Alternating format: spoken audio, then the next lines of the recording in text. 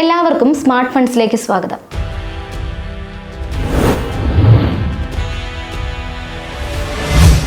ഓഹരി വിപണിയിൽ നിക്ഷേപിക്കണം എന്നാഗ്രഹിക്കുന്ന എല്ലാവരുടെയും ഒരു കൺഫ്യൂഷൻ ആയിരിക്കും ഏത് സ്റ്റോക്കിലാണ് നിക്ഷേപിക്കേണ്ടത് എന്നത്. പലരും നമുക്ക് പല ഉപദേശങ്ങളും നൽകും, അതോടെ കൺഫ്യൂഷൻ കൂടും.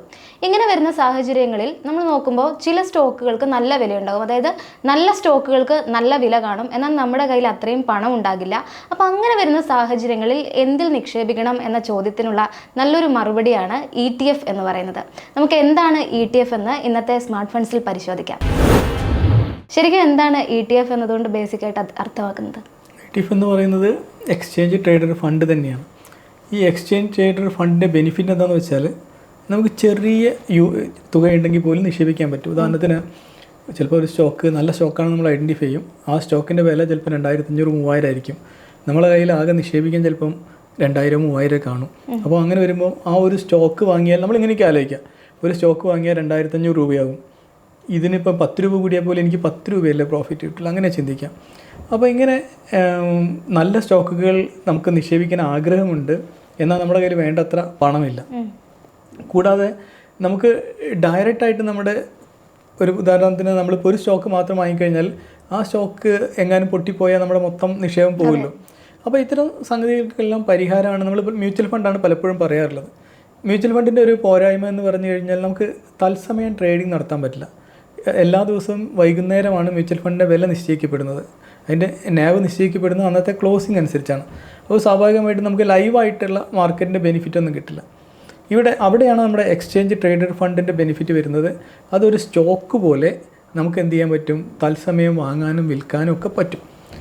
അപ്പം മ്യൂച്വൽ ഫണ്ടും ETF തമ്മിലുള്ള വ്യത്യാസം എന്താ വെച്ചാൽ, മ്യൂച്വൽ ഫണ്ടിൻ്റെ വില നിശ്ചയിക്കപ്പെടുന്നത് വൈകുന്നേരം ക്ലോസ് ചെയ്യുമ്പോഴാണെങ്കിൽ ETF വില നിശ്ചയിക്കപ്പെടുന്നത് ഇൻസ്റ്റൻ്റ് ആയിട്ടാണ്. അതാണ് ഒരു അഡ്വാൻറ്റേജ് അല്ല.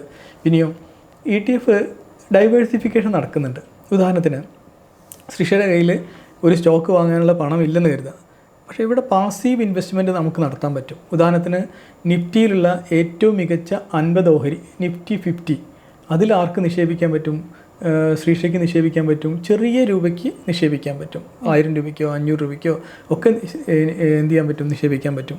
അപ്പോൾ ഇന്ത്യയിലെ ഏറ്റവും മികച്ച 50 കമ്പനികളിൽ വളരെ കുറഞ്ഞ മുടക്കുമുതലിൽ എന്ത് ചെയ്യാൻ പറ്റും, നമുക്ക് നിക്ഷേപിക്കാൻ പറ്റും. അപ്പോൾ നമുക്ക് എന്ത് ബെനിഫിറ്റ് കിട്ടും? ഒന്ന്, ഡൈവേഴ്സിഫിക്കേഷൻ കിട്ടുന്നു, കാരണം എല്ലാ സ്റ്റോക്കും കൂടി ഒരുമിച്ചൊന്നും പൊട്ടാൻ പോകുന്നില്ലല്ലോ. പിന്നെ കുറഞ്ഞ പൈസയ്ക്ക് നിക്ഷേപിക്കാൻ പറ്റുന്നു. പിന്നെ മ്യൂച്വൽ ഫണ്ടുമായിട്ട് കമ്പയർ ചെയ്യുമ്പോൾ ETF എക്സ്പെൻസ് വളരെ കുറവാണ്. അപ്പോൾ അങ്ങനെയുള്ള ഒരു സംഗതിയുണ്ട്. പിന്നെ ഏറ്റവും വലുത് നേരത്തെ പറഞ്ഞു, ഫ്ലെക്സിബിലിറ്റിയാണ്. നമുക്ക് എപ്പോൾ വേണമെങ്കിലും വാങ്ങുകയും വിൽക്കുകയും ചെയ്യാം.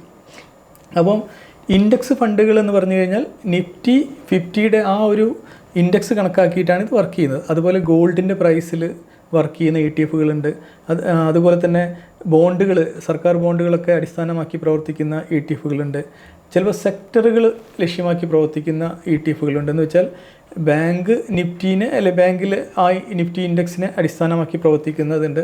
പിന്നെ ഈ തീമാറ്റിക് ആയിട്ടുണ്ട്, എന്ന് വെച്ചാൽ ഒരു പർട്ടിക്കുലർ ഐഡിയ, ഉദാഹരണത്തിന് പറയുകയാണെങ്കിൽ നമ്മുടെ സോളാർ എനർജി അങ്ങനെയുള്ള സാധനങ്ങളിൽ വരുന്ന ETF അപ്പോൾ ഇത്തരം ETF നിക്ഷേപിക്കുമ്പോൾ നമുക്ക് ഒരു ബക്കറ്റിൽ നമുക്ക് കുറഞ്ഞ പൈസയ്ക്ക് നിക്ഷേപിക്കാൻ പറ്റും. മ്യൂച്വൽ ഫണ്ടിനെ പോലെ നമുക്ക് മാർക്കറ്റിൻ്റെ വൈകുന്നേരം വരെ കാത്തിരിക്കേണ്ട, നമുക്ക് ഇൻസ്റ്റൻ്റായിട്ട് വാങ്ങാനും വിൽക്കാനും പറ്റും. ഇതിന് ഒരു ഡിമാറ്റ് അക്കൗണ്ട് വേണം എന്നതാണ് ഒരു മസ്റ്റായ സംഗതി, കാരണം ട്രേഡിംഗ് തന്നെയാണ്. അപ്പോൾ ഒരു ഡിമാറ്റ് അക്കൗണ്ട് നമുക്ക് വേണം. അപ്പോൾ ഡിമാറ്റ് അക്കൗണ്ട് എടുത്തു കഴിഞ്ഞാൽ നമുക്ക് ചെറിയ പൈസയ്ക്ക് പോലും ഓഹരി വിപണിയിൽ നിക്ഷേപിക്കാൻ സാധിക്കും. വൈവിധ്യവൽക്കരണം നടക്കുന്നതുകൊണ്ട് തന്നെ റിസ്ക് താരതമ്യേന കുറവാണെന്ന് പറയാം. റിസ്ക് ഇല്ലാത്തൊരു നിക്ഷേപ മാർഗ്ഗവും ഇല്ല, റിസ്ക് അവിടെ തന്നെ ഉണ്ട്. അപ്പോൾ ഇതിന് ഉപയോഗിക്കേണ്ട ഒരു ട്രേഡിംഗ് സ്ട്രാറ്റജി എന്താണ്? വളരെ എളുപ്പമാണ്. കാരണം എന്താ പറയുക, ഏതൊരു കച്ചവടത്തിൻ്റെയും എപ്പോഴും ഞാൻ പറയുന്ന സംഗതിയാണ്, ഏതൊരു കച്ചവടത്തിൻ്റെയും ബേസിക് എന്ന് പറയുന്നത് വില കുറയുമ്പോൾ വാങ്ങുക, വില കൂടുമ്പോൾ വിൽക്കുക. ഈ ഒരു ബേസിക് തന്നെയാണ് ഇവിടെ അപ്ലൈ ചെയ്യേണ്ടത്. പിന്നെ നമ്മൾ എങ്ങനെ ETF വാങ്ങുന്നുള്ളതിന് ഏറ്റവും നല്ല ഉദാഹരണം എന്താ പറയുക, കഴിഞ്ഞ 10-15 വർഷത്തെ ഇന്ത്യൻ എക്കോണമി നോക്കുകയാണെങ്കിൽ അത് മുന്നോട്ടേ പോയിട്ടുള്ളൂ. അപ്പോൾ ഇനിയും മുന്നോട്ട് പോകുന്നുള്ളൊരു കോൺഫിഡൻസ് നമുക്കുണ്ട്. ഇനി നമ്മൾ വലിയ കണക്കൂട്ടലൊന്നും ഇല്ലാതൊരു കാര്യം പറയാം. 2010 ഒരു 10,000 രൂപ ETF ഇട്ട ഒരാൾക്ക് അതൊരു പക്ഷേ 2000 ഈ സമയമാകുമ്പോഴേക്കും ഒന്നും ചെയ്യാണ്ട് അത് 3 മടങ്ങായിട്ടുണ്ടാവും, 30K ആയിട്ടുണ്ടാവും. എന്നുവെച്ചാൽ അതിനിടയിൽ മാർക്കറ്റ് എത്ര തവണ പൊട്ടി, എന്തൊക്കെ നടന്നു, അതിനെക്കുറിച്ചൊന്നും നമ്മൾ വറീഡ് ആവണ്ട. ഈ 2010 ഈ 2015 വർഷത്തിൻ്റെ 3 മടങ്ങായിട്ടുണ്ട്. ഇതൊരു മിനിമം ഒരു കണക്കാണ്. അപ്പോൾ ട്രേഡിംഗ് നടത്തുകയാണെങ്കിൽ നമുക്ക് കുറേ കൂടി പ്രോഫിറ്റ് ഉണ്ടാക്കാൻ പറ്റും. ഇവിടെ നമ്മൾ മാർക്കറ്റിൽ എന്ത് സംഭവിക്കുന്നു ഒന്നും നോക്കിയില്ല, നമ്മൾ പണം അവിടെ ഇട്ടു, ഇപ്പോൾ നോക്കുമ്പോൾ അത് 3 മടങ്ങായിട്ടുണ്ട്. അപ്പോൾ ഇതിനിടയിൽ നമുക്ക് പലതവണ മാർക്കറ്റ് ഡൗണും അപ്പ് ആവുന്നുണ്ട്. അപ്പോൾ നമ്മൾ വില കുറഞ്ഞ സമയത്ത് വാങ്ങുന്നു, വില കൂടിയ സമയത്ത് വിൽക്കുന്നു എന്ന് പറയുന്ന സാമാന്യ ലോജിക്ക് നമുക്ക് അപ്ലൈ ചെയ്യാൻ പറ്റും. പിന്നെ പേഷ്യൻസ് ആണ് ETF ആണെങ്കിലും മ്യൂച്വൽ ഫണ്ടിലാണെങ്കിൽ വേണ്ടത്. നമ്മൾ എന്തെങ്കിലും ഉദാഹരണത്തിന് പലരും ചെയ്യുന്നൊരു പണി എന്താണെന്ന് വെച്ചാൽ, ഇപ്പോൾ അടുത്ത കാലത്ത് മ്യൂച്വൽ ഫണ്ടിൻ്റെ റിപ്പോർട്ട് വന്നു. മ്യൂച്വൽ ഫണ്ടിൽ സിപ്പ് ചെയ്യാൻ തുടങ്ങിയ ആളുകൾ ഇഷ്ടം പോലെ ഉണ്ട്. പക്ഷേ ഇതിന് സ്കിപ്പ് അടിച്ചു പോകുന്ന ആളുകളുടെ എണ്ണം കൂടുതലാണ്. എന്താ സംഭവിക്കുക? മ്യൂച്വൽ ഫണ്ടിൽ നിന്ന് ഈസി ആയിട്ട് ETF നിന്നും മ്യൂച്വൽ ഫണ്ടിൽ നിന്നൊക്കെ നമുക്ക് എളുപ്പത്തിൽ ഇറങ്ങിപ്പോരാൻ പറ്റുമെന്നതുകൊണ്ട് ഈ ടാക്സ് റിലേറ്റഡ് ചില ഫണ്ടുകൾക്ക് മാത്രമേ ലോക്കുള്ളൂ. അല്ലാത്ത എല്ലാ ഫണ്ടുകളിലും നമുക്ക് വേണമെങ്കിൽ വളരെ വേഗത്തിൽ ഇറങ്ങിപ്പോകാം. ETF എന്നാണെങ്കിൽ വളരെ വേഗത്തിൽ ഇറങ്ങാം. മ്യൂച്വൽ ഫണ്ടിലാണെങ്കിൽ 2-3-4 ദിവസം കൊണ്ട് നമുക്ക് ഇറങ്ങിപ്പോരാൻ പറ്റും. അങ്ങനെ വരുമ്പോൾ എന്ത് ചോദിച്ചാൽ, നമ്മളൊരു നിക്ഷേപമൊക്കെ തുടങ്ങും, എല്ലാവരും നിക്ഷേപിക്കുന്നു മ്യൂച്വൽ ഫണ്ടിൽ, ഞാനും നിക്ഷേപിക്കുന്നു. പക്ഷേ എന്തെങ്കിലും ഒരു സാമ്പത്തിക പ്രതിസന്ധി വന്നാൽ നമ്മുടെ ഏറ്റവും വലിയ കുറുക്കുവഴി എന്താണെന്നറിയോ? ഈ മ്യൂച്വൽ ഫണ്ട് അങ്ങ് വിൽക്കും. അതോടുകൂടി നമ്മൾ എന്തിനാണോ മ്യൂച്വൽ ഫണ്ട് തുടങ്ങിയാൽ ലക്ഷ്യമൊന്നും ഉണ്ടാവില്ല. നമ്മളപ്പോൾ എന്താ ആലോചിക്കുക? ഈ ഒരു സാമ്പത്തിക ആവശ്യം നിറവേറ്റാൻ ആരോടെങ്കിലും പൈസ കടം വാങ്ങുമൊന്നും വേണ്ടല്ലോ എന്ന് പറയുന്ന ഒരു ലോജിക്കിൻ്റെ പുറത്താണ് നമ്മുടെ ആത്മാഭിമാനമൊക്കെ വിചാരിച്ചിട്ടാണ് നമ്മൾ ചെയ്യുന്നത്. നമ്മൾ മറ്റു മാർഗ്ഗങ്ങളും നോക്കുന്നില്ല, കാരണം ഏറ്റവും എളുപ്പമുള്ള മാർഗ്ഗമായിട്ട് ഇത് സ്വീകരിക്കും. പക്ഷേ ഒരു ലോങ് വിഷനോട് കൂടി നമ്മൾ നിക്ഷേപിക്കുകയാണെങ്കിൽ ആ ഒരു നിക്ഷേപം ബ്രേക്ക് ചെയ്യുക എന്ന് പറയുന്നത് അവസാനത്തെ ഓപ്ഷനാക്കി വെക്കുന്നതാണ് എപ്പോഴും നല്ലത്. മറ്റെല്ലാ മാർഗ്ഗങ്ങളും പരാജയപ്പെട്ട് നമുക്ക് യാതൊരു ഗതിയില്ലാതെ വരുമ്പോൾ മാത്രം നമ്മൾ ഇത്തരം നിക്ഷേപങ്ങൾ ടച്ച് ചെയ്യുന്നതാണ് നല്ലത്. മലയാളിയുടെ നിക്ഷേപ രീതിയിലൊരു മാറ്റം വരണം. മലയാളി ഇപ്പോഴും എന്താ ചെയ്യുന്നത് അറിയോ? എല്ലാ ചിലവും കഴിഞ്ഞിട്ട് ബാക്കി എന്തെങ്കിലും വന്നാൽ നിക്ഷേപിക്കും എന്ന് പറയുന്ന രീതിയാണുള്ളത്. അതിന് പകരം നിക്ഷേപിച്ച് കഴിഞ്ഞിട്ട് ബാക്കി വെച്ചിട്ട് ചിലവ് കഴിച്ചാൽ ഒരു കുഴപ്പമില്ല, ചിലവ് കൂളായിട്ട് നടന്നു പോകും. ഈ ഒരു കൺസെപ്റ്റിലാണ് മാറ്റം വരേണ്ടത്. അപ്പോൾ ഒന്നിച്ച് പണം ചിലവഴിക്കാൻ ഇല്ലെങ്കിൽ നമുക്ക് എന്തൊക്കെ ഓപ്ഷൻ എടുക്കാൻ പറ്റും? തീർച്ചയായിട്ടും മ്യൂച്വൽ ഫണ്ടിൽ ചെയ്യുന്ന പോലെ തന്നെ നമുക്ക് സിപ്പ് ഇവിടെയും ചെയ്യാം.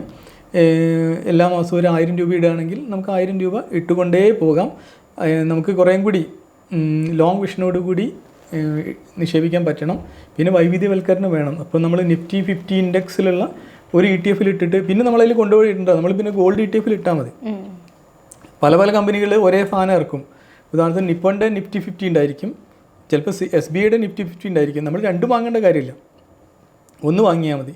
പിന്നെ ഗോൾഡിൻ്റെ ETF ഇടുക. പിന്നെ ചിലപ്പോൾ നമുക്ക് ബാങ്കിങ് മേഖലയിൽ വലിയ പ്രതീക്ഷ ഉണ്ടെങ്കിൽ ബാങ്കിങ് മേഖലയിൽ ഇടുക. അപ്പം ബാങ്കിന് ഇടുക. അപ്പോൾ അങ്ങനെ 3 ഡിഫറൻ്റ് ആയിട്ട് ഇടുന്നതാണ് നല്ലത്. അല്ലാണ്ട് എല്ലാം ഒന്നിച്ച് ഇടാതിരിക്കാൻ ശ്രമിക്കുക. ഈ സെക്ടർ ബേസ് അതുപോലെ തീമാറ്റിക് ഓപ്ഷൻ എന്ന് പറയുന്നത് അതിൻ്റെ കാര്യങ്ങളും കൂടി വിശദീകരിക്കും. അത് ഞാൻ ഇപ്പോൾ നേരത്തെ പറഞ്ഞു. ഉദാഹരണത്തിന് നമുക്ക് സെക്ടർ ഉണ്ട്, ബാങ്കിങ് സെക്ടർ ഉണ്ട്, IT സെക്ടർ ഉണ്ട്, ഫാർമ സെക്ടർ ഉണ്ട്. അപ്പോൾ ഇത്തരം സെക്ടറിന് വേണ്ടി നമുക്ക് നിക്ഷേപിക്കാൻ പറ്റും. അപ്പോൾ ആ സെക്ടറിലെ സ്റ്റോക്കുകളുടെ ഒരു ഇൻഡെക്സ് ഉണ്ടാക്കുകയും ആ ഇൻഡെക്സിൽ നമ്മൾ പാസീവ് ഇൻവെസ്റ്റ്മെൻറ്റ് നടത്തുകയും ചെയ്യുന്നത്. തീമാറ്റിക് എന്ന് പറയുന്ന ഒരു കൺസെപ്റ്റാണ്. ഉദാഹരണത്തിന് EV ഇൻഡസ്ട്രിയിൽ വർക്ക് ചെയ്യുന്ന മൊത്തം കമ്പനികളെ കൂട്ടി നമ്മളൊരു ബക്കറ്റ് ഉണ്ടാക്കുകയും ആ ഒരു തീമിൽ നമ്മൾ നിക്ഷേപിക്കുക ചെയ്യുന്നത്. അത്തരം നിക്ഷേപങ്ങളാണുള്ളത്. ഇത്തരം നിക്ഷേപങ്ങളിൽ ഉദാഹരണത്തിന് ശ്രീഷയ്ക്ക് ബാങ്കിങ് മേഖലയിൽ വിശ്വാസം ഉണ്ടെങ്കിൽ അത്തരം നിക്ഷേപം നടത്താം. അതല്ല EV ആണ് നാളത്തെ ഭാവി എന്ന് കണ്ട് തിരിച്ചറിഞ്ഞിട്ട് നമുക്കതിൽ നിക്ഷേപിക്കാം. അത് ശ്രീഷയുടെ കോളാണ്. പക്ഷേ കുറേ കൂടി എളുപ്പമാണ് പൈസ ഉണ്ടാക്കാൻ. കാരണം നമ്മൾ അതിൽ വിശ്വസിക്കുന്നെങ്കിൽ നമുക്കതിൽ കണ്ടിന്യൂ ചെയ്ത് നിക്ഷേപിച്ചുകൊണ്ടേയിരിക്കാം. അതുപോലെ ഇതിൽ നമ്മൾ കേൾക്കുന്ന ഒരു ടേമാണ് VIP സ്ട്രാറ്റജി എന്ന് പറയുന്നത്. അതെന്താണ്? അത് അടുത്ത കാലത്ത് സിപ്പ് പോലെ തന്നെ പ്രചാരത്തിൽ വരുന്നൊരു വാക്കാണ് VIP അല്ലെങ്കിൽ വാല്യൂ ആവറേജിങ് ഇൻവെസ്റ്റ്മെൻറ്റ് എന്ന് പറയുന്നത്. ഇത് നമ്മുടെ പഴയ നാട്ടിലെ കച്ചവടക്കാരൊക്കെ പണ്ട് നടപ്പാക്കുന്നൊരു സംഗതിയാണ്. ഒരു സീസണായി കഴിഞ്ഞാൽ സാധനത്തിന് വില കൂടുന്നു നമുക്കറിയാലോ. അപ്പോൾ സീസണിൻ്റെ മുന്നേ നമ്മൾ എന്ത് ചെയ്യും? വാങ്ങി വയ്ക്കും. സീസൺ ആകുമ്പോൾ എന്ത് ചെയ്യും?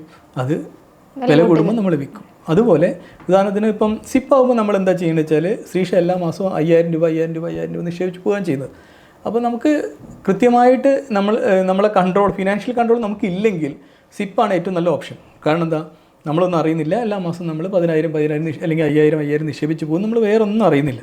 അപ്പം കൃത്യമായിട്ട് ഇൻവെസ്റ്റ്മെൻറ്റ് നടക്കും. നേരെ മറിച്ച് ശ്രീഷയ്ക്ക് വ്യക്തമായ ശ്രീഷയുടെ ഫിനാൻസിൽ കൺട്രോൾ ഉണ്ടെങ്കിൽ, ഉദാഹരണത്തിന് നമുക്ക് ഒരു യൂണിറ്റിൻ്റെ വില 40 രൂപയാണ് കരുതുക. 40 രൂപയാണ് ശ്രീഷ ആദ്യത്തത് വാങ്ങിയത് കരുതുക. അപ്പോൾ ശ്രീഷ വിചാരിക്കുന്നു, ഞാനിത് ഈ 40 രൂപയ്ക്ക് എത്ര ശ്രീഷ വാങ്ങുന്നത്? 100 യൂണിറ്റാണ് വാങ്ങുന്നതെന്ന് കരുതുക. ഈ 40 രൂപ 30 രൂപയായ ശ്രീഷയ്ക്ക് എന്ത് കിട്ടും? കുറേ കൂടി അധികം യൂണിറ്റ് കിട്ടില്ലേ? അൾട്ടിമേറ്റ് അവസാനം നമ്മളെല്ലാം കണക്കൂട്ടിയ യൂണിറ്റ് ഇൻറ്റു നമ്പറാണ്.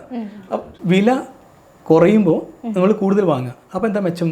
കുറേ അധികം യൂണിറ്റ് കിട്ടും. വില കൂടുമ്പോൾ നമ്മൾ കുറച്ച് വാങ്ങുക. സ്വാഭാവികമായിട്ടും അങ്ങനെ വരുമ്പം നമ്മൾ അധികം പൈസ നമ്മുടെ കയ്യിൽ നിന്ന് പോകുന്നില്ല. യൂണിറ്റുകളുടെ എണ്ണം കൂട്ടുക. അപ്പോൾ നമ്മൾ സിമ്പിൾ ലോജിക് എടുത്താൽ മതി. നമ്മുടെ കയ്യിലുള്ള യൂണിറ്റുകളുടെ എണ്ണം കൂട്ടാനാണ് നമ്മൾ നോക്കേണ്ടത്. ഉദാഹരണം പറയുകയാണെങ്കിൽ ശ്രീഷയുടെ കയ്യിൽ 50 രൂപ വിലയുള്ള ഒരു 100 യൂണിറ്റ് ഉണ്ടെന്ന് കരുതാം. അപ്പോൾ 100 യൂണിറ്റ് ഉണ്ടെങ്കിൽ എല്ലാ മാസവും ശ്രീഷ 50 രൂപയാണ് വിലയെങ്കിൽ ശ്രീഷയ്ക്ക് എന്ത് ചെയ്യാം? എല്ലാ മാസം 100 വാങ്ങിപ്പോവാം. ഇനി അത് 25 ശ്രീഷയ്ക്ക് എന്ത് ചെയ്യാൻ പറ്റും? ഇരട്ടി കിട്ടി. അപ്പോൾ ശ്രീഷ ഒരു കാര്യം കൂടി മനസ്സിലാക്കി. ഇപ്പം കയ്യിൽ പൈസ ഉണ്ടെങ്കിൽ ഒരു 5000 കൂടി ഇട്ട് കഴിഞ്ഞാൽ എന്ത് കിട്ടി? 400 കിട്ടി. കാരണം വില കുറഞ്ഞ സമയമല്ലേ, 400 കിട്ടി. അവിടെ വാങ്ങി വയ്ക്കുക. കുറച്ച് ഈ 50 പോയിട്ട് 75 ശ്രീഷ എന്ത് ചെയ്യണമെന്ന് വെച്ചാൽ ഒന്ന് പതുങ്ങണം. കാരണം എന്താ, അത്ര എണ്ണം വേണ്ട, വില കൂടിയ സമയമാണ്. കാരണം നമ്മൾ വില കൂടിയത് വാങ്ങിക്കഴിഞ്ഞാൽ ആവറേജിങ് നടക്കും. നമുക്കത് വേണ്ട. നമുക്ക് 200 നമ്മൾ 100 വാങ്ങുന്നതിന് പകരം നമുക്ക് 50 വാങ്ങി വയ്ക്കാം.